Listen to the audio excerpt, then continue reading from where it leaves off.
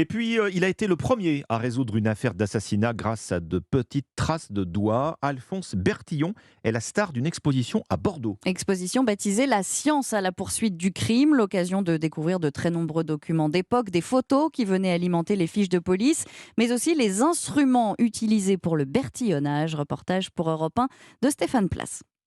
Système de reconnaissance établi par Alphonse Bertillon. J'apprends à connaître son travail déjà, j'ignorais tout ça et je trouve ça très intéressant. Comme Hélène, vous voici dans les pas du père de la police scientifique, Alphonse Bertillon. C'est lui qui, entre la fin du 19e et le début du 20e siècle, invente les techniques d'identification criminelle. Pierre Piazza, universitaire, auteur de Meurtre à la une sur le quotidien du crime en 1900, est le commissaire de cette exposition. Il a inventé une méthode d'identification des personnes, l'anthropométrie judiciaire, la photographie face-profil, le relevé des marques particulières. Il investit autre chose de très intéressant, c'est la scène de crime. Et partout en France et dans le monde, on va reprendre la méthode de Bertillon et ses outils que l'on peut observer dans cette exposition. Bertillon invente une mallette, on a des compas de mensuration, tout un système aussi pour relever les empreintes digitales, une fiche pour établir la couleur de l'iris des individus, et puis on a des meubles de mensuration. On pense par exemple aux membres de la bande à Bono qui sont passés sous cette toise. Exposition qui raconte aussi toutes les controverses sur le fichage de la population qu'a suscité très vite le bertillonnage.